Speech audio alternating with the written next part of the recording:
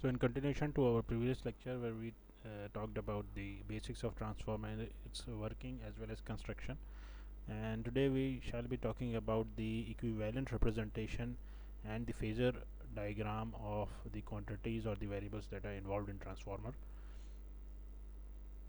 So this was the slide in the last lecture that we saw, and after this we now talk about the transformer. So transformer is basically, it can be represented as an ideal representation, and then we shall be talking about the practical representation or the representation in real transformers. So shown over here is a transformer that is operated without load, and as we had been doing, V1 was the supply voltage, E1 is the induced voltage at the primary side, E2 is the induced voltage at the secondary side, V2 is the terminal voltage at the secondary side. I1 and I2 are the currents at the primary and the secondary side respectively. Now if you try to represent this transformer equivalent electrical circuit, so the figure shown on the right side, ये जो figure है on the right side, इसमें आप देखेंगे equivalent circuit है and the terminal voltage V1 is shown, I not is the current जो यहाँ पे एंटर कर रहा है प्राइमरी साइड में, वो यहाँ पे शो कर दिया है. अब प्राइमरी साइड में हमारे पास में जो यानी इंडक्शन हो रहा है E1, तो इस केस में नहीं दिखाया है, यहाँ पे E1 होगा, यानी ये जो दो टर्मिनल्स हैं इनके बीच में E1 वोल्टेज आएगा.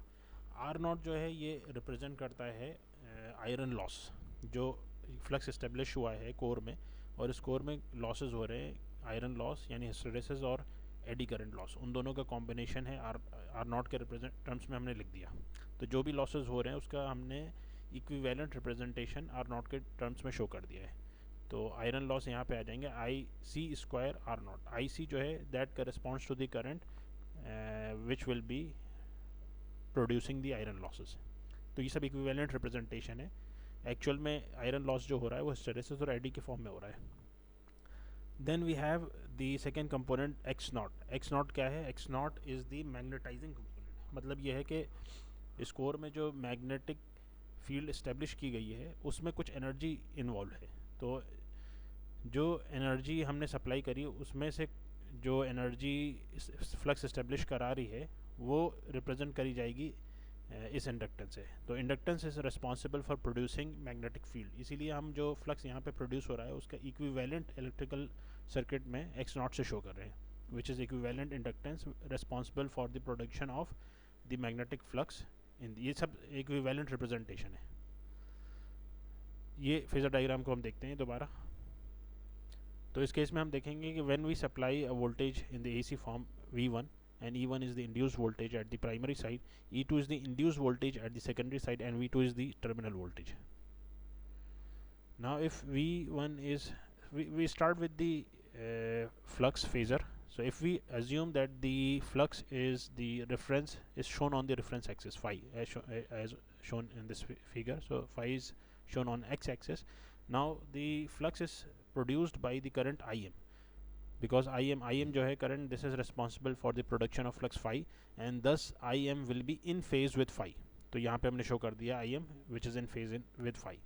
Now the V1 voltage and the current Im, and since we assume that the coil at the primary side is purely inductive without any resistance in it, तो जब आप इसको ideal coil मानेंगे, ideal coil का मतलब यह है कि it won't be having any sort of resistance and is pure inductive circuit. तो प्योर इंडक्टिव में आपने ये देखा था कि voltage, the supply voltage and the current in the inductor will be having A phase difference of 90 degree. 90 degree का जो है फेज डिफरेंस होता है विद, अगर सिविल का टर्म जो आप देखेंगे CIVIL, तो इंडक्टर के केस में voltage will be leading the current. तो यही कॉन्सेप्ट अगर हम यहाँ पे अप्लाई करें तो V1 जो वोल्टेज है, हमने जो सप्लाई वोल्टेज दिया है, और Im जो है वो करंट प्रोड्यूस हुआ है इंडक्टर में, तो Im और V1 के बीच में जो फेज एंगल आएगा वो 90 डिग्री का होगा, और V1 लीड कर रहा होगा Im से. तो यहाँ V1 हमने दिखा दिया 90 डिग्री लीडिंग विद Im. ठीक है, V1 आ गया.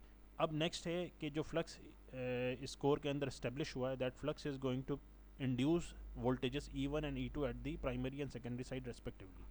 So E1, which is the induced voltage at the primary side, the induced voltage will always be in opposite direction to the supply voltage. Or in other terms we can say that since E1 is E1 will be equal to V1, but E1 is induced voltage, and because of induction E1 will be having a negative sign, and which means that it will be in opposite direction to V1, and thus E1 is shown to be having an angle of 180 degree from V1. The second way, दूसरा तरीका ये है कि if you, since E1 is the induced voltage and it will have a relation of equal to minus N1 d phi by dt, which means that minus sign, if phi is taken as phi m sin omega t, तो d phi by dt हो जाएगा phi m cos omega omega cos omega t, और minus sign की वजह से क्या होगा कि आपके पास जो फेज़र आएगा that will be lagging phi by an angle of 90 degree, तो इसको यहाँ पे शो कर दिया. इसी तरीके से E2 भी इंड्यूस्ड वोल्टेज है, induced voltage will always again be lagging by an angle of 90 degree by phi, तो उसको भी नीचे शो कर दिया. अब E2 और E1 की वैल्यू क्या कैसे पता लगाएंगे. E1 तो क्योंकि आइडियल ट्रांसफार्मर में V1 जो है इन दोनों पॉइंट्स के बीच में सप्लाई वोल्टेज है, E1 इन दोनों पॉइंट्स के बीच का इंड्यूस्ड वोल्टेज है, तो ये दोनों बराबर होंगे आइडियल के केस में. इसी तरीके से E2 जो है इंड्यूस्ड वोल्टेज है इन दोनों टर्मिनल के बीच में, और E2 जो है E1 E2 के बीच में जो रिलेशन एग्जिस्ट करता है वो ट्रांसफॉर्मेशन रेशियो से हम निकाल सकते हैं, जहाँ पे एक transformation ratio is equal to N2 by N1 equal to E2 by E1. तो E2 की वैल्यू जो है वो डिपेंड करेगी, अगर स्टेप अप ट्रांसफार्मर है तो E2 की वैल्यू बढ़ी हुई होगी, स्टेप डाउन है तो E2 की वैल्यू कम होगी. तो यहाँ पे E2 की वैल्यू कम शो करने का मतलब ये है कि ये स्टेप डाउन ट्रांसफार्मर है. और फिर इसी तरीके से आपके पास जो induced voltage E2 secondary side में आया है that will be equal to the terminal voltage V2, ये दोनों वैल्यूज़ बराबर होंगी. तो यहाँ पे शो नहीं करा है, वरना E2 is equal to V2 लिख सकते हैं. So this is the phasor diagram of an ideal transformer. Now if we in the same ideal transformer connect a load, so that load now there exist three conditions. The load may be purely resistive, or it may be inductive in nature, which means that it may comprise of inductance as well along with the resistance value.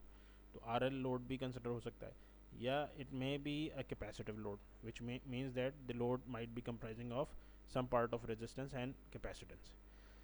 So now three conditions exist, so we will be dealing each of these conditions one by one.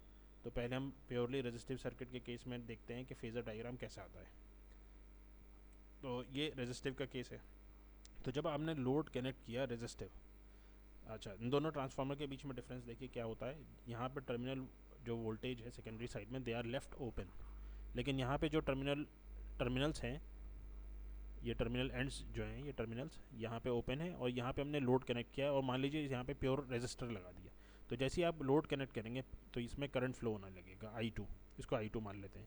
यहाँ पे कोई current नहीं था, तो जब I2 flow होगा तो E2 और I2 के बीच में क्या रिलेशन एग्जिस्ट करेगा, क्योंकि प्योरली रेजिस्टिव लोड है तो E2 और I2 के बीच में कोई फेज एंगल नहीं आएगा. अगर इंडक्टिव होता तो E2 और E2 जो है लीड करता I2 से, प्योरली इंडक्टिव होता तो E2 90 डिग्री लीड करता I2 से. इसी तरीके से अगर प्योरली कैपेसिटिव लोड लगाते हैं तो E2 लैग करेगा I2 से, लेकिन लोड जो है वो purely inductive purely capacitive normally नहीं लगता है. So load will be the load that will be connected at the terminals of the secondary will be comprising some part of resistance as well. तो या तो purely resistive load होगा या inductive load होगा. Inductive का मतलब RL load होगा, capacitive load का मतलब some part of R will be present. तो रेजिस्टेंस के केस में दोबारा फिर से हम मान लेते हैं कि फ्लक्स जो है हमारा phi is drawn along the X axis और द रेफरेंस एक्सिस. तो ये फाई जो है इसका इक्विवेलेंट सर्किट अगर देखेंगे तो और जल्दी समझ में आएगा. तो मैं इक्विवेलेंट सर्किट और बनाता हूँ यहाँ पे. तो देखिए यहाँ पे मैंने इक्विवेलेंट सर्किट बनाया है ट्रांसफार्मर का. ये कंप्लीट इक्विवेलेंट है. देखिए पिछले स्लाइड में यहाँ पे जो इक्विवेलेंट सर्किट दिखाया था ये सिर्फ प्राइमरी साइड का इक्विवेलेंट सर्किट दिखाया है, सेकेंडरी साइड का नहीं दिखाया, क्योंकि उसकी ज़रूरत नहीं थी, क्योंकि सेकेंडरी साइड में करंट फ्लो नहीं कर रहा है, इसलिए इसकी ज़रूरत पेश नहीं आई. लेकिन अगर आप चाहे तो उसको भी दिखा सकते हैं इस तरीके से कि यहाँ पे एक वाइंडिंग प्राइमरी साइड की शो कर दीजिए और फिर उससे कपल्ड जो है मैग्नेटिकली कपल्ड सेकेंडरी साइड की होगी जो कि ओपन होगी, जैसे यहाँ पे है. तो यहाँ पे हमने पूरा सर्किट दिखा रखा है. ये वही वाले कंपोनेंट्स हैं, यानी आपके पास जो R वहाँ पे R0 और IC दिखा रखा है, यहाँ पे I ओमेगा रख दिया, IC है ये इनफैक्ट, और X0 और IM. तो ये वाला पार्ट कोर लॉस कंपोनेंट है और ये वाला मैग्नेटाइजिंग कंपोनेंट है, सेम जैसे पिछले वाले में देखा था आपने. अब जब आपने यहाँ पे अच्छा जब लोड कनेक्ट नहीं किया है तो अगर आप पूरा सर्किट दिखाना चाहें तो ये पूरा का पूरा बगैर लोड के आप वहाँ पे शो कर सकते हैं, जहाँ पे अभी पिछली स्लाइड में मैंने दिखाया नहीं पूरा सर्किट। बहरहाल खैर, तो इसमें आपके पास में अब जो आपने सेकेंडरी साइड में लोड कनेक्ट किया तो उसकी वजह से करंट फ्लो होगा I2, ये जो I2 हमने शो कर रखा है। तो ये करंट I2 यहाँ पे फ्लो होगा और उसकी वजह से एक करंट यहाँ पे हमने शो कर रखा है I2 डैश, तो यहाँ पे लिख सकते हैं। तो ये I2 और I2 डैश, ये I2 डैश इसलिए आया क्योंकि पार्ट ऑफ सप्लाई यानी पार्ट ऑफ पावर जो यहाँ पे जा रहा था जब लोड कनेक्ट नहीं था, तो लोड कनेक्ट करने से कुछ पावर जो है सेकेंडरी साइड में जाएगा लोड में, तो वो पावर यहाँ पे हमने दिखा दिया I2 फ्लो कर रहा है। इसका मतलब एक पावर इधर की तरफ प्राइमरी वाइंडिंग में जा रहा है और फिर वो पूरा का पूरा सेकेंडरी में ट्रांसफ़र हो रहा है, ट्रांसमिट हो रहा है या ट्रांसफ़र हो रहा है, तो ये पावर फिर लोड में कंज्यूम होगा। तो ये इक्विवेलेंट सर्किट है of ideal transformer on load. तो इसमें अगर आप देखेंगे V1 सप्लाई फाई से बात करते हैं, फाई जो फ्लक्स है that was produced because of the supply current I am इसको प्रोड्यूस कराता है। तो आप देखिए पिछले वाले फेज यहाँ पे दिखाया था फाई आई एम की वजह से आ रहा है, तो आई एम ये दिखा दी यहाँ पे। अब ये आई एम जो है फाई प्रोड्यूस करेगा तो फाई के अलॉन्ग इसी एक्सिस पर आई एम भी आएगा, तो यहाँ पे शो नहीं किया आई एम, वरना आई एम आएगा। और फिर उसके बाद में आई सी या आई डब्ल्यू जो यहाँ पे शो कर रखा है, तो क्योंकि ये रेजिस्टेंस है और ये इंडक्टर है, दोनों के अक्रॉस जो वोल्टेज होगा सेम होगा, बराबर होगा, लेकिन इंडक्टर का जो वोल्टेज होगा वो 90 डिग्री लीड कर रहा होगा और रेजिस्टेंस में जो वोल्टेज होगा वो इन फेज होगा करंट से। तो जब सेम वोल्टेज अप्लाई कर रखा है और इंडक्टर का करंट आई एम उससे वोल्टेज 90 डिग्री लीड कर रहा है, तो रेजिस्टर का जो करंट है वो उस वोल्टेज के अलॉन्ग होगा। इसका मतलब ये है कि रेजिस्टर का करंट 90 डिग्री लीड कर रहा होगा आई एम से। तो आई डब्ल्यू या आई सी जो है वो यहाँ वर्टिकल एक्सिस में बनाएंगे और आई एम एक्स एक्सिस पे था, आई सी वाई एक्सिस पे। आई सी और आई एम इन दोनों का रिजल्टेंट मिलेगा आई नॉट, ये आई नॉट वैल्यू। तो इन दोनों का फेजर सम लेंगे या वेक्टर सम लेंगे, तो I nought will be the vector sum of I M and I C और आई डब्ल्यू हियर। तो ये आई नॉट हमने यहाँ पे शो कर दिया। उसके बाद में V1 वोल्टेज जो सप्लाई वोल्टेज है वो, क्योंकि आपके पास में 90 डिग्री पिछले वाले केस में मैंने बताया था कि 90 डिग्री लीड कर रहा होगा फाई फ्लक्स से। फिर इसी तरीके से जो I1 करंट है वो आई नॉट और आई टू डैश का फेजर सम है। अब आई टू डैश कितना होगा, आई टू डैश जो है वो अपोजिट होगा I2 से। तो अगर यहाँ पे I2 है, I2 किसकी वजह से आया, E2 की वजह से। तो E2 जब 180 डिग्री V1 से पीछे की तरफ आ रहा है, ये E2 आ रहा है डाउनवर्ड, बिल्कुल सेम वही कॉन्सेप्ट जो पिछली स्लाइड में मैंने बताया। और E2 प्रोड्यूस करा रहा है करंट I2 और प्योरली रेजिस्टिव सर्किट है। तो E2 और I2 के बीच में कोई फेज़ नहीं होगा क्योंकि रेजिस्टिव सर्किट है, तो I2 उसी के अलॉन्ग बना देंगे, E2 के अलॉन्ग। ये आ गया, I2 की वैल्यू होगी R2 by E2 by R2 Ohm's law लगा के, तो ये वैल्यू आ गई I2 की। V2 जो है that is the terminal voltage और the voltage that appears across load. Ideal transformer के केस में V2 और E2 बराबर होंगे, तो ये V2 यहाँ पे आप लिख सकते हैं E2 is equal to V2। अच्छा, E1 भी इंड्यूस वोल्टेज था, E2 के अलॉन्ग था, उसको यहाँ पे शो कर दिया है। अब यहाँ पे दिखा रखा है कि स्टेप अप ट्रांसफार्मर है, E2 की वैल्यू E1 से बड़ी हुई है। फिर इसमें अब I2 जब आपने बना लिया तो I2 डैश जो है, जो ट्रांसफॉर्मेशन रेशियो है जिसमें हम ये कह रहे थे कि N2 by N1 is equal to E2 by E1, उसमें एक और टर्म आता है is equal to I1 by I2। तो बेसिकली वो जो करंट है वो इन दोनों वाइंडिंग्स के लिए होल्ड करता है।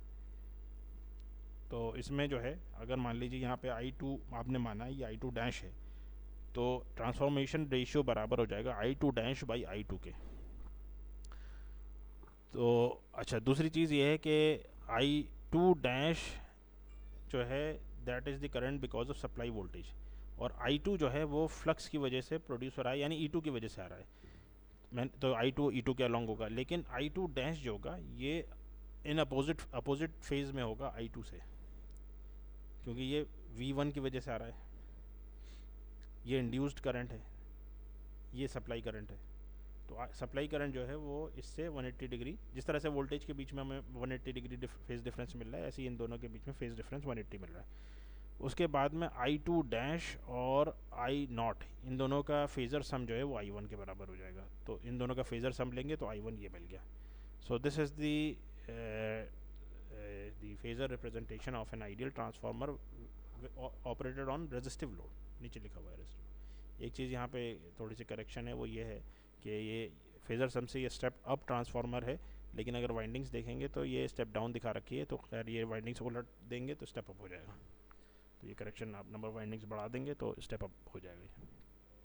फिर इसी तरीके से हमारे पास अगर लोड इंडक्टिव है, तो अब फ़र्क क्या आएगा जब इस लोड की जगह पे आप इंडक्टेंस यानी इंडक्टिव लोड लगा देंगे प्योरली रेजिस्टिव के बजाय। तो I2 जो करंट यहाँ पे आ रहा था वो अब E2 के साथ फेज में नहीं होगा। Inductive load will cause the voltage E2 to have a leading phase with I2। तो I2 जो है, जब E2 आप बना लेंगे तो I2 यहाँ शो करने के बजाय पीछे की तरफ शो करेंगे, यानी लैगिंग दिखाएंगे। तो इंडक्टर के केस में हमने ये लैगिंग दिखा रखा है I2 को। अब I2 के अपोजिट फेज में होगा I2 डैश। I2 डैश और I नॉट का रिजल्टेंट होगा I1। तो ये फ़र्क आता है इंडक्टिव लोड के फेज़र में compare to resistive. Capacitive load में, ये लोड जब कैपेसिटिव आप यूज़ करेंगे तो I2 जो है that will be leading E2 by certain angle. तो लीडिंग का मतलब ये I2 को हमने E2 से थोड़ा सा आगे दिखा दिया, ये phi2 एंगल से लीड कर रहा है। तो I2 के अपोजिट में I2 डैश बना लिया। I2 डैश और I नॉट का रिजल्टेंट होगा I1। तो ये आ गए phasors for the three different conditions, resistive, inductive and capacitive load for an ideal transformer. Now if we talk about the practical transformer, in case of a practical transformer, the difference that exists between practical and ideal transformer is the condition that we were eliminating for the ideal one, and that was in terms of the copper losses as well as the leakage flux. तो ideal के case में हमने ये माना कि copper loss zero है और leakage flux भी नहीं हो रहा है, इसीलिए आइडियल के अब जब आप प्रैक्टिकल ट्रांसफार्मर की बात करेंगे so you will be considering that there exist copper loss as well as leakage fluxes. तो प्राइमरी साइड में जो कॉपर लॉस होगा, क्योंकि प्राइमरी साइड में वाइंडिंग आपने दे रखी है, फिर इसी तरीके से सेकेंडरी साइड में वाइंडिंग दे रखी है, तो प्राइमरी साइड में जो कॉपर लॉस होगा उसको हम रिप्रेजेंट करते हैं यहाँ R1 रेजिस्टेंस से, और सेकेंडरी साइड में जो कॉपर लॉस होगा उसका इक्विवेलेंट हमने रेजिस्टेंस शो कर दिया सेकेंडरी साइड में R2 से। प्राइमरी साइड में लीकेज फ्लक्स होगा, वाइंडिंग में आपका करंट फ्लो हो रहा है, फ्लक्स प्रोड्यूस हो रहा है, तो फ्लक्स लीक करेगा, तो उस लीकेज फ्लक्स को हम शो कर रहे हैं यहाँ X1 इंडक्टर से, इक्विवेलेंट इंडक्टेंस रिप्रेजेंटेशन है। और सेकेंडरी साइड में जो लीकेज फ्लक्स आएगा उसको हम शो कर रहे हैं इक्विवेलेंट इंडक्टर X2 से। तो R1 X1 और R2 X2 जब ऐड कर देंगे तो ये इक्विवेलेंट सर्किट हो जाएगा ऑफ ए प्रैक्टिकल और रियल ट्रांसफार्मर। तो अब इसमें क्या फेज़र बनेंगे तो उसको देख लेते हैं। तो फेज़र में जो चेंज आएगा वो आएगा V1। पहली चीज़ ये है कि V1 और I1 इनके बीच में फेस चेंज होगा, बिकॉज आपके पास यहाँ पे इंडक्टिव कुछ लोड आ रहा है। इसी तरीके से V2 और I2 के बीच में जो V2 नहीं E2 और I2 के बीच में कुछ फेस चेंज होगा क्योंकि इंडक्टिव लोड आ रहा है। और दूसरी चीज़ ये कि इसमें जो है आपके पास में लॉसेस भी हो रहे हैं, जैसे copper loss I1 square R1 है, I2 स्क्वायर R2 है, ये कॉपर लॉस हो गए। फिर कुछ लॉस लीकेज के टर्म्स में ये यहाँ पे हमने शो वो खैर बता दी बात। तो अगर इनके फेज़र डायग्राम को आप देखेंगे, when it is operated on purely resistive circuit यानी यूनिटी पावर फैक्टर लोड है अगर, तो उस केस में चलिए ये बहुत एडवांस हो गया, ये सेकेंडरी इलेक्ट्रिकल का पार्ट हो गया, इसको छोड़ दीजिए। यहाँ तक आप याद रखिएगा कि जब आपके पास purely resistive, purely inductive, sorry inductive not purely, purely inductive होगा तो I2 E2 के बीच में 90 डिग्री का एंगल आ जाएगा। तो ये RL लोड है जिसकी वजह से I2 और E2 के बीच में एंगल है लेकिन नॉट 90 डिग्री। इसी तरह से ये कैपेसिटिव लोड का मतलब RC लोड है। तो ये यहाँ तक काफ़ी है। इसको इस वाले पार्ट को मेरे ख्याल इस वाले पार्ट को आप लोग के लिए डिफ़िकल्ट हो जाएगा, तो ये सेकेंड ईयर इलेक्ट्रिकल के स्टूडेंट्स पढ़ेंगे। चलिए बहरहाल, तो ये इक्विवेलेंट सर्किट है ट्रांसफार्मर का that we had seen in the previous slide. Now the transformer equivalent circuit can be transferred to the primary side, यानी इसका मतलब ये है कि अगर ये बीच में जो कपलिंग हम इसको हटा के और ये सेकेंडरी साइड के सर्किट को कनेक्ट करना चाहते हैं प्राइमरी साइड से, तो कैसे करेंगे? तो उसका फ़ायदा ये होता है कनेक्शन करने का कि प्योर इलेक्ट्रिकल फॉर्म मिलेगी, तो आपको इलेक्ट्रिकल एनालिसिस करना ट्रांसफार्मर का आसान हो जाएगा। तो जब R2 और X2 को प्राइमरी साइड में शिफ्ट करेंगे या ट्रांसफ़र करेंगे तो क्या चेंजेस आते हैं, सिर्फ उन पार्ट्स में चेंज आएंगे जो सेकेंडरी साइड में है, क्योंकि सेकेंडरी को हम प्राइमरी साइड में ले जा रहे हैं। प्राइमरी साइड के जितने पैरामीटर्स हैं वो इंटैक्ट रहेंगे। तो हमने प्राइमरी साइड के जितने पैरामीटर्स को हैं उनको एज इट इज़ बना दिया। अब I2 डैश के बाद जो कपलिंग वाला पार्ट है यहाँ पे E1 शो कर दिया। अब क्योंकि आपने ये टर्मिनल दोनों कनेक्ट कर दिए तो इसका मतलब E1 E2 बराबर हो गया। तो E2 नहीं बराबर हो गया, E2 डैश हम सप्लाई वोल्टेज देंगे जो कि E1 के बराबर है। तो उसको बराबर करने के लिए हम ये कहेंगे कि E2 dash should be equal to E2 by K. और इसी तरीके से R2 को जब प्राइमरी साइड में ले जाएंगे तो हम एक इसका नाम चेंज करके R2 डैश कर दे रहे हैं। X2 को जब ले जाएंगे तो X2 डैश कर दिया, V2 को ले जाएंगे तो V2 डैश कर दिया, और लोड का अगर लोड का इम्पीडेंस ZL है तो वो ZL डैश हो जाएगा। इनकी वैल्यूज़ जो है वो यहाँ पे लिखी नहीं है, इसको लिखता हूँ, मिस हो गई है जी। देखिए, तो यहाँ पे हमने जो वैल्यूज़ लिख रखी हैं वो ए के टर्म्स में लिखी। ए टर्न रेशियो है, के जो है वो ट्रांसफॉर्मेशन रेशियो था। ए और के बीच में रेसिप्रोकल यानी रिलेशन जो है वो रेसिप्रोकल का एग्जिस्ट करता है, यानी A is equal to 1/k होता है। तो आप चाहे तो के टर्म्स में, जैसे यहाँ पे के लिख रखा है एक जगह पे, impedance is equal to ZL by K square. तो अगर के स्क्वायर की जगह ए कर लाना चाहते हैं आप तो के की जगह आप सब्सटीट्यूट करेंगे 1/a, तो ये हो जाएगा ZL dash equal to ZL into A square. तो टर्न रेशियो के टर्म्स में ये रिलेशन एग्जिस्ट करेंगे वोल्टेजेस के, करंट के और इम्पिडेंसेस के। तो कोई भी इम्पिडेंस हो, जैसे यहाँ पे जो R2 है, X2 है, ये सब इम्पिडेंस के करस्पॉन्डिंग हैं, और V2 वोल्टेज हो गया, E2 डैश ये वोल्टेज हो गया, ZL इम्पिडेंस हो गया, और करंट I2 जो है ये यानी I2 डैश में ट्रांसफ़र हो जाएगा लेफ़्ट साइड में।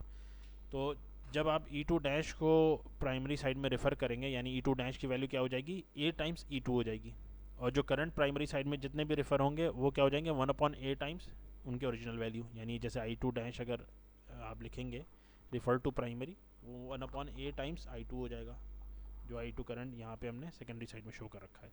इसी तरीके से R2 को अगर प्राइमरी साइड में रेफ़र करना है तो R2 डैश की वैल्यू हो जाएगी a square R2, X2 dash हो जाएगा a square X2, Z2 dash हो जाएगा a स्क्वायर Z2। तो जितने भी रेजिस्टेंस, इंडक्टेंस, कैपेसिटेंस, इंडक्टिव या इम्पिडेंस वैल्यूज़ हैं वो सब इसी तरीके से ट्रांसफ़र होंगी जब रेफ़र करेंगे प्राइमरी साइड में।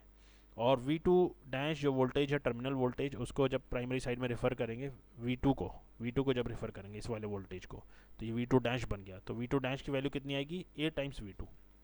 तो इस चीज़ को याद रखिएगा कि जितनी भी वोल्टेज से रिलेटेड वैल्यूज़ प्राइमरी साइड में रेफ़र होंगी तो उसमें टर्न रेशियो से आप मल्टीप्लाई करेंगे, और करंट जितने भी रेफ़र होंगे प्राइमरी साइड में उसको डिवाइड करेंगे टर्न रेशियो से, और जितने इंपेडेंस वैल्यूज़ है, चाहे रेजिस्टेंस हो, इंडक्टेंस X2 हो या Z है, उन सबको जब प्राइमरी साइड में रेफ़र करेंगे they will be multiplied by the term A square.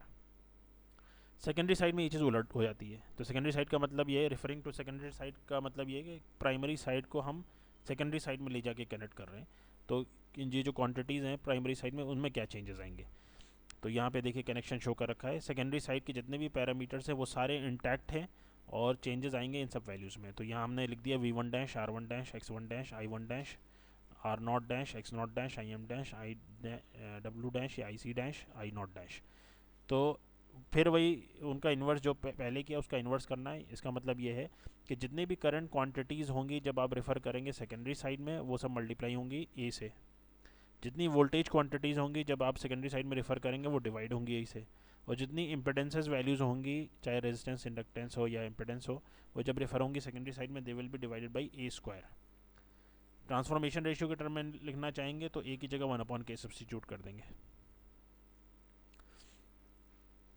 अब फिर इसके बाद जो है बात होती है अप्रॉक्सीमेट, ये इक्विवेलेंट सर्किट थी, फिर हम कहते हैं approximate equivalent circuit. Approximate equivalent circuit और इक्विवेलेंट सर्किट में फ़र्क ये है कि ये जो कंपोनेंट्स हैं R1 और X1 डैश या R दोनों से आप निकाल सकते हैं। जैसे अगर रिफ़र टू प्राइमरी, इसका approximate equivalent circuit refer to primary की बात करें तो उसमें हम ये करते हैं कि R2 डैश और X2 डैश को ये जो यानी हमारे पास पैरेलल पाथ है, ये सर्किट है, इसके लेफ़्ट साइड में हम कनेक्ट करते हैं, यानी सीरीज़ में लगा देते हैं R1 X1 के, जैसे यहाँ पे कर रखा है हमने। अच्छा, यहाँ पे इस वाले जो पैरेलल पाथ है ये सर्किट, इसको शिफ्ट कर दिया लेफ़्ट साइड में, तो R1 X1 इधर आ गया राइट में, तो ये आगे सीरीज़ में R2 डैश X2 डैश के साथ में। तो ये कहलाता है approximate equivalent circuit refer to primary. इसी तरीके से approximate equivalent circuit refer to secondary होता है, उसमें सेकेंडरी वाले सर्किट इस वाले सर्किट को यूज़ करेंगे जिसमें आपने प्राइमरी को सेकेंडरी में रिफ़र किया। तो इसमें जो है अप्रॉक्सीमेट इक्विवेलेंट सर्किट पता लगाने के लिए फिर आपको ये चीज़ जो है, यानी ये R1 dash X1 dash R2 और X2 ये सब सीरीज़ में लानी पड़ेंगी। तो ये इसका फ़ायदा ये होता है कि आपकी कैलकुलेशंस जो है अप्रॉक्सीमेट मिलती हैं और कैलकुलेशंस सिंपलर हो जाती हैं, इसलिए इसको सीरीज़ में कनेक्ट करते हैं Z1 और Z2 डैश या Z1 डैश और Z2 को। अब एक आखिरी पार्ट रह गया है वोल्टेज रेगुलेशन ऑफ ट्रांसफार्मर।